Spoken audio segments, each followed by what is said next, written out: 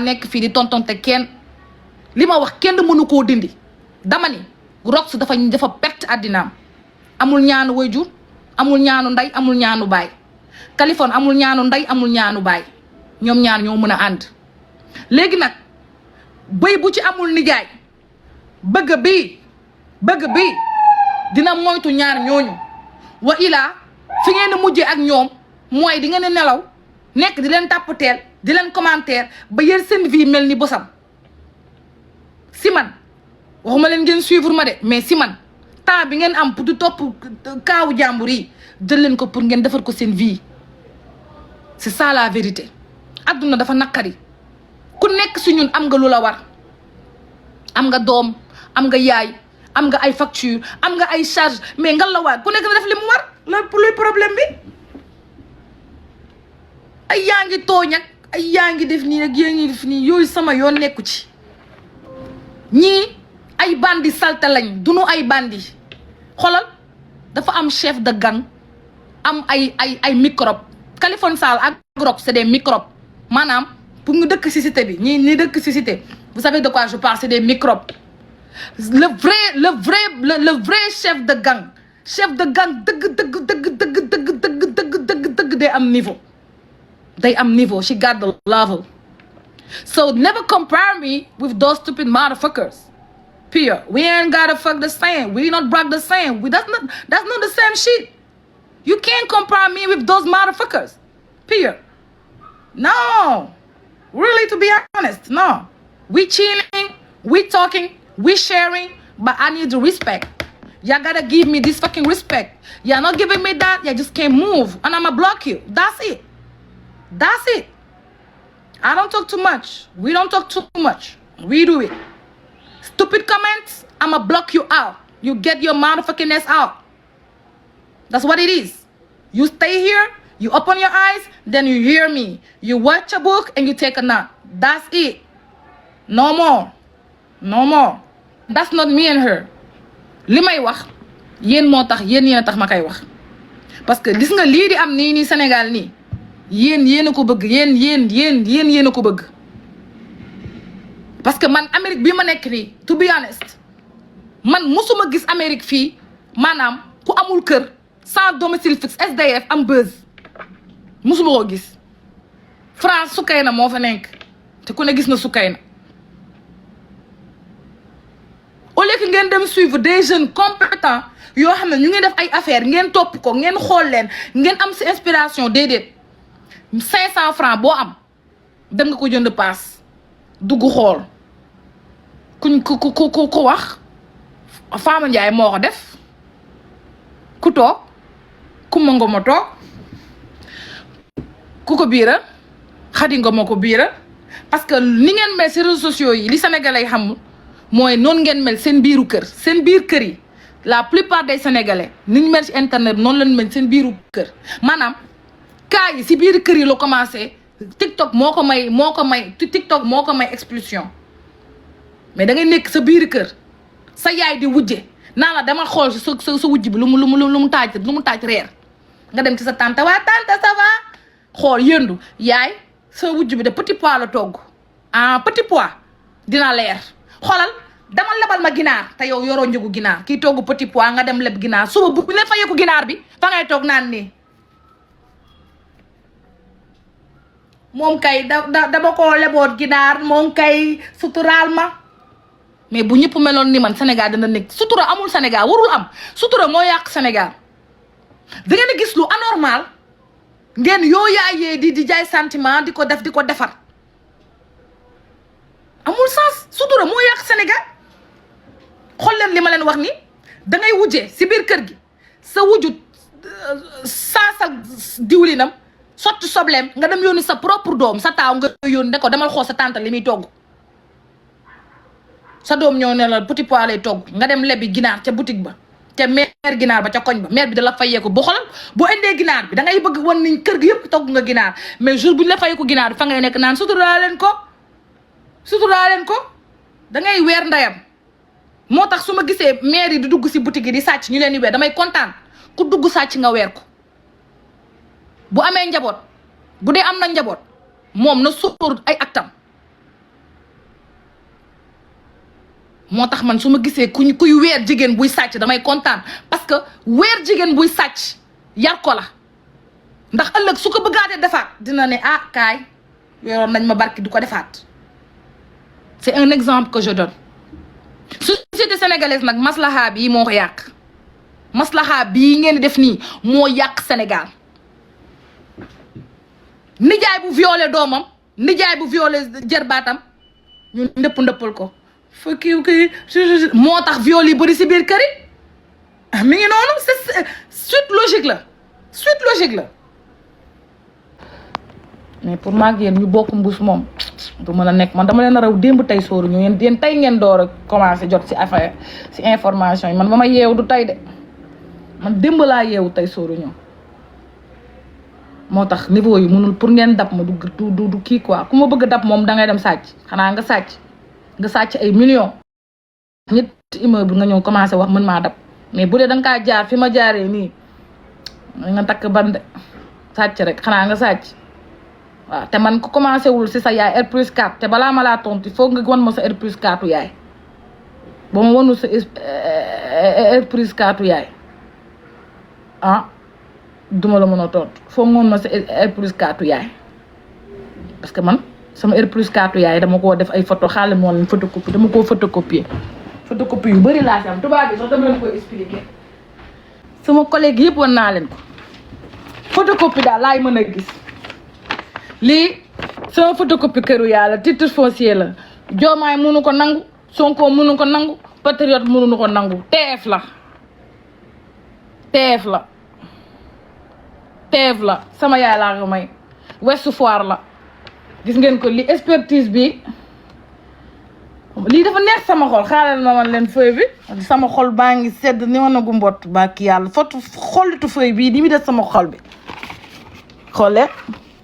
xoole ñu ne la Massamba Mbacké agent ñu ne ni évaluateur expert immobilier déggal loolu ñu ne la Seynabou Kébé Diop ñu ne la affaire madame Seynabou Kébé Diop lii dama doon def simulation de banque moo tax ñu ne la Ouest Foire yaa ngi noonu déggal loolu léegi pour ma tontu la faa nga won ma sa këru yaay sama kër yaay ngi ni moom kese moo ci dëkk sama yaay kese moo dëkk ci kër gi gis ngeen loolu très bien foofu fii la réew mi toll photocopie sa photocopie titre foncier yaay daa lay laaj pour ma tontu la soo defee boo waxee Kaliphone soo Kaliphone su waxee ne ko Nabou nee na balaa mu tontu woon ko sa photocopie titre foncier yaay bi nga jëndal sa yaay pas sa kër baay bi mu bàyyi dal di fort nga dem jël xaalisu président Macky Sall bi nga saaga papam ak yaayam bu pare dem di te xoolal doomeraam ji de utul maçon de moo dem ñëpp ndayam di ko peinture di ko maçon ak a ñëpp xoonam aka torox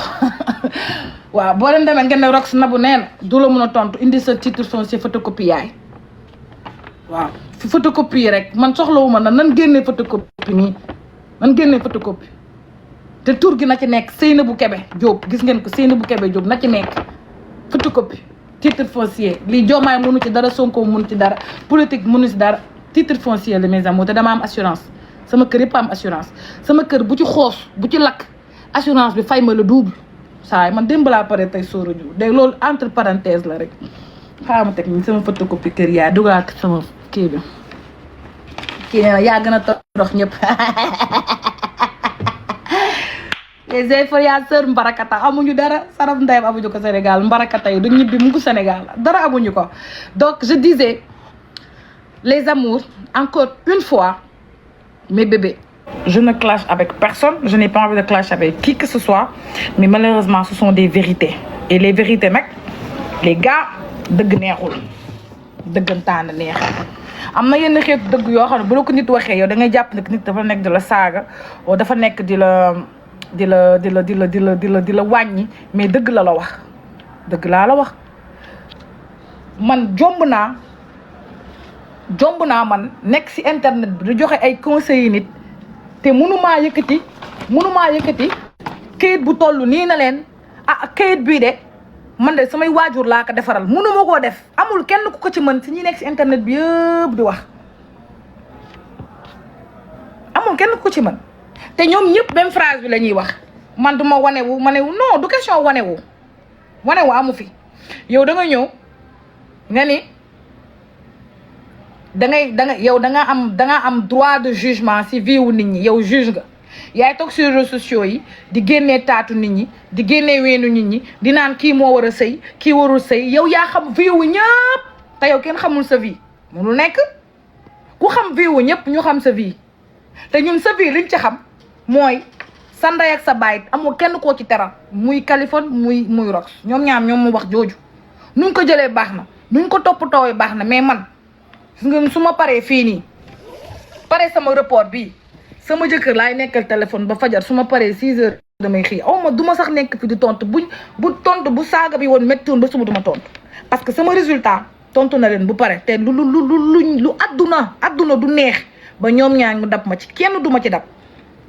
ndax balaa nga maa def sa ndey ni ma def sama ndey sa ndey yi la chaque jour ma wax ko. léegi man yéen laay waxal yéen ñii laay waxal yéen toppkatu influenceurs yi. boo leen topp encore une fois topp leen koo leen xam ne xam ngeen fi mu jëm ou bien au moins commencement am dal na seen xel. elle a fait des actes, elle a fait des pas. Il y a des influenceuses qui sont ici qui méritent le nom d'influenceurs. Il y en a beaucoup qui méritent vraiment le nom d'influenceurs. Bëri na torop ñu ma ci xam. Des jeunes yoo xam ne vraiment ils méritent leur nom. Il y a Silla, c'est un influenceur, je crois, il fait Wolof ak anglais. Modou Silla, Mohamed Silla. Ce garçon-là, moi je l'ai vu commencer sur les réseaux. Day làkk indien, day làkk hindou, day làkk anglais, day làkk yëpp. Il est Silla humoriste, whatever, il est excellent. Il y a Faynara, elle est excellente. Il y a beaucoup de gens yoo xam ne quand tu regardes le contenu, toi tu te dis oui mais ça va, ça passe, tu vois, tu peux apprendre quelque chose. Mais des gens yoo xam ne ça fait 2 ans tapp sama lëf caga bi góor jigéen bi à la fin sa li motif la ñuy jël génnee ko. milieu boobu la de ku ànd ak influenceurs yi wala tiktokers yi nii suba ñu jël la weer la ci réseaux sociaux parce que ñoom lii business la, lii seen business la. moo tax xooleen soo gisee li may wax ni arrangé wu leen de suba ñu taf ma suba ñu ne la non kooku waaw man Kaliphone waaw man dof boobu duma ko tontu. mais dof moo gën violeur en série. sa doom bu jigéen bu demee jàng école bu toogee professeur am jox ko question mu ne ko que penses-tu d'un violeur moom sa doom en tant que sa doomu Kaliphone du mën a tontu ci question bi parce que xam na ni baayam dafa violé woon ba jàpp ko kaso. mënoon nañ ne loolu coïncidence la mu demaat France jàppaat ko ci affaire de mineur bañ takkal kolam. donc c'est des choses yoo xam ne même ta fille ne pourra pas répondre si jamais on lui pose une question au bac wala au BFM whatever lan la xalaat ban sanction moo war am si viol sa doom du mën tontu parce que yow da ngay sàkk doomu jàmbur yi vice versa. donc man ñii di ànd ak ñoom man laa comprendre ñoom lan mooy seen problème mais nag nañu xam ne ñoom ñooy may doole ñoom ñoo leen di may doole te doole bi ñu leen di may day këpp waat en même temps si société bi. ba tey si yéen la rek ndax yéen ñëpp bu taalee ngeen dem seetaan ko lu mu wax ngeen ne noonu la amul problème mais bés dina ñëw loolu noonu ngeen di support par naaféq ak par ñàkk xam lan moo leen war dina ñëwaat ba ci seen biir kër. man su ma gisee ay jigéen yu dem toog si Kaliphone di tapoter man dama naan ñii duñu ay jigéen wala am na lu leen manqué peut-être ay góor lañ ay transgenre lañ mais duñu jigéen. honnêtement man mënuma gis jigéen buy ànd ak waa ji parce que si ay bassesse rek la lay dugal. man de peu de temps bi ma ànd ak moom si réseaux sociaux yi nii ay bassesse rek ay kañ def association des victimes ay affaires yi c'est-à-dire que ànd ak moom da ngay dem ba da ngay zinzin da ngay dem ba da ngay koko tu vois like da ngay comme américain naan koko da ngay kuku da ngay dem ba da ngay con parce que il faut con rek lay def parce que du xalaat ni suba du añ du reer suba mën na génn àddina doomam bu jigéen ak waa këram du ñu am benn support du ñu am kenn ku leen jàppale. heureusement man damay déglu sama yaay. heureusement man j'écoute beaucoup ma maman. sama yaay su ma gisee ma commencé danaa ma ñi ngay àndal ni parce que man noonu laay mel man bëriwuma xarit bëgguma àndandoo parce que bëgguma ko ma dévier man dama am fu ma bëgg jëm am lu ma bëgg pour sama àdduna am naa la ma jot a teg am naa lu ma bëgg gën a tegaat donc aw ma temps aw ma droit à l'erreur honnêtement pour dire vrai parce que dafa am fu ma débuté j'ai bien débuté et je veux très bien finir donc piège bi nekk si ku mel ni man ku siiw teel a siiw am xaalis am kër teel a sottile kooku dafay neex a yóbbaale soo deful nànk rek yow li ngay yàqule mooy ëpp ko ki nga xam ne tekkiwul sarab ndayam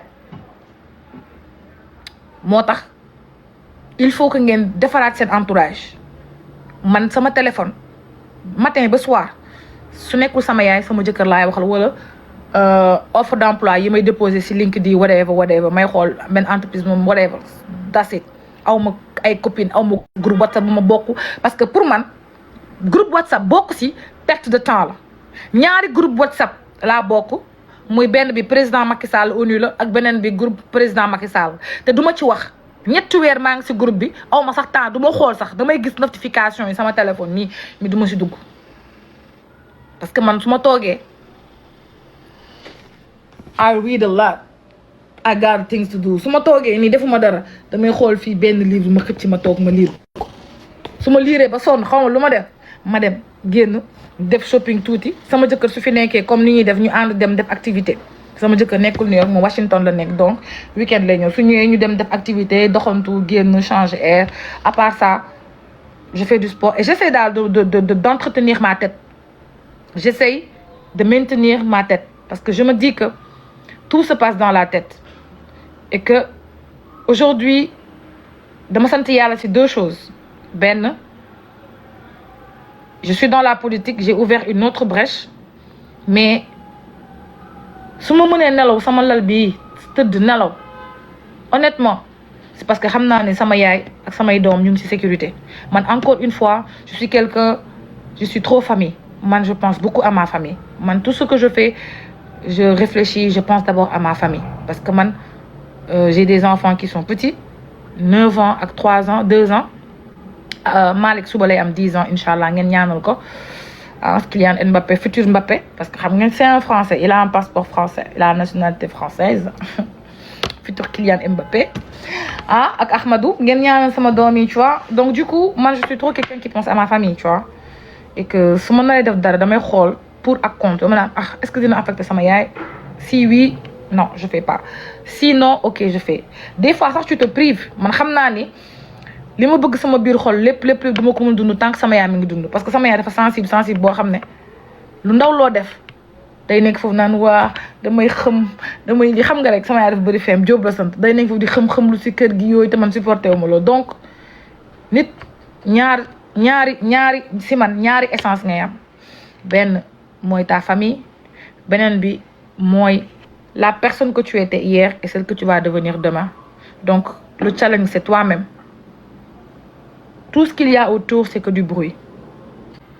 Et les réseaux sociaux, merci beaucoup Nancy Eva. Les réseaux sociaux, les filles, ont une importance extraordinaire. Et la question qu'on doit se poser sur TikTok, moi la question que je me pose, moi, comment ça se fait que les Chinois ont créé l'application TikTok et ne l'ont pas autorisé dans leur pays? Est-ce que loolu ça sonne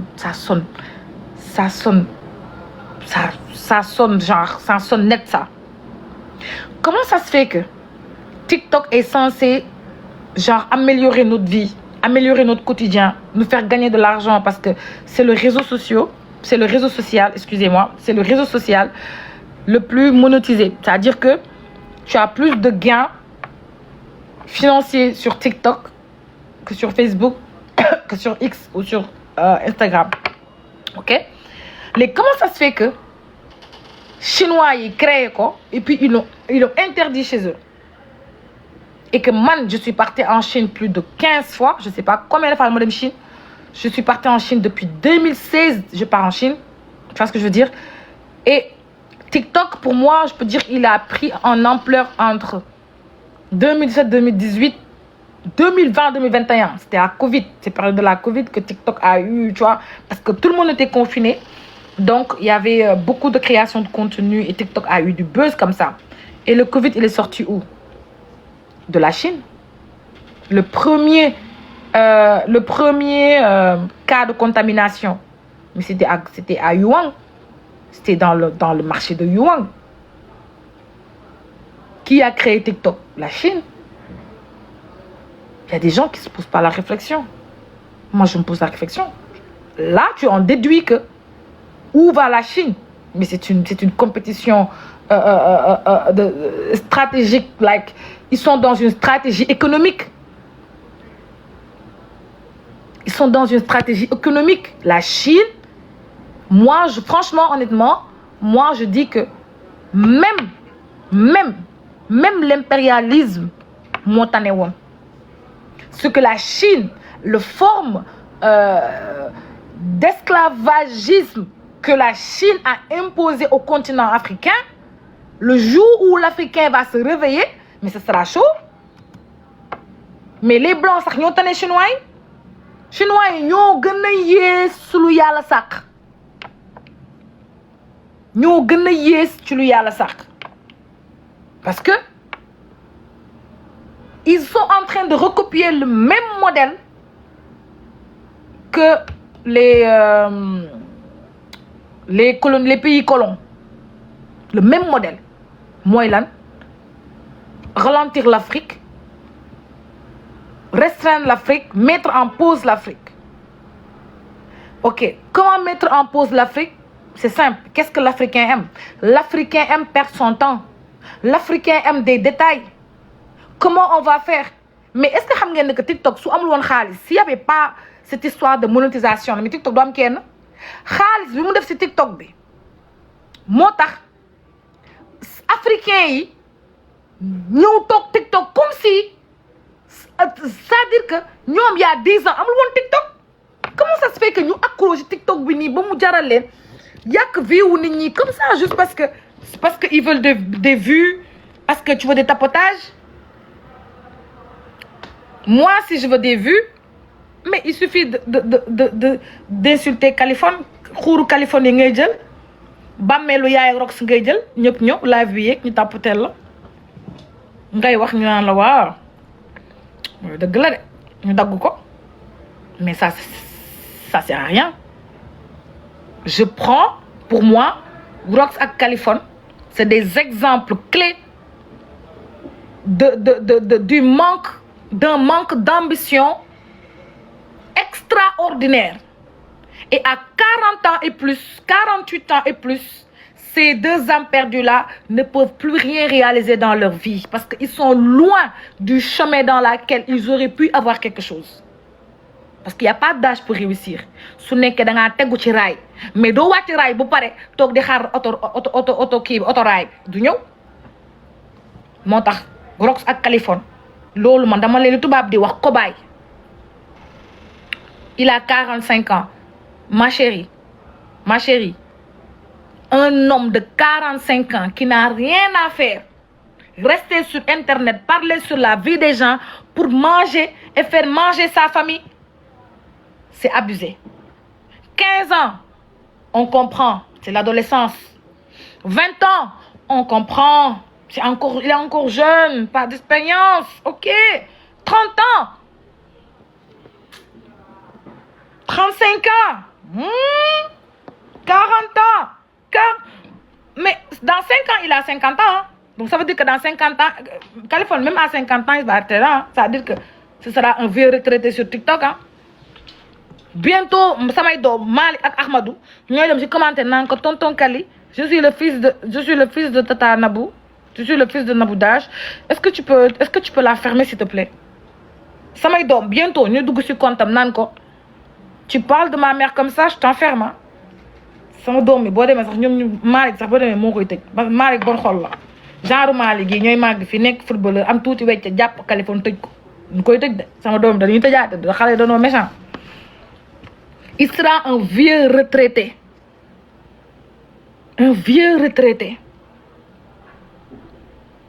un vieux retraité man Kaliphone rek magee na ma 12 ans magee na ma 12 ans moom ba muy am 12 ans man judduma woon 12 ans magee na ma je suis de 93 12 ans magee na ma xool ma man xool ko moom fi ne bu toogee nii ba jël bopp bi ba def ko nii ba naan leen xool leen moom laa leen doon wax keroog xool leen dugal naa photo bi fële dem leen xool li motif yi waaw dugal naa li motif yi foofu noonu dem leen ngeen xool ko ngeen tàppate ko waaw Ramzy Yango what the fuck qu'est-ce qu'il est en train de faire comme ça Ramzy Yango posté naa ko voilà waaw man ku ma fontoo rek xaw a wax 45 ans un vieux gars de 45 ans les gars 45 ans putain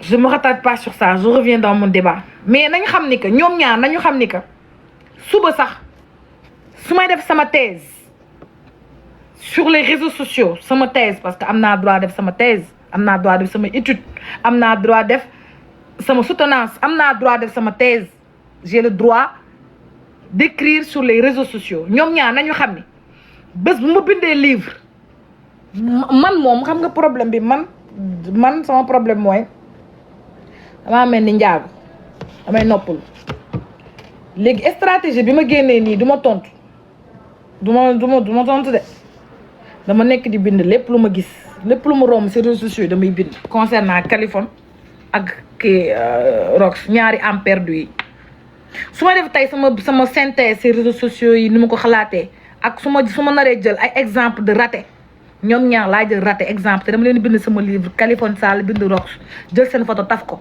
livre bi danaa fexe mu wër àddina te dana koy jënd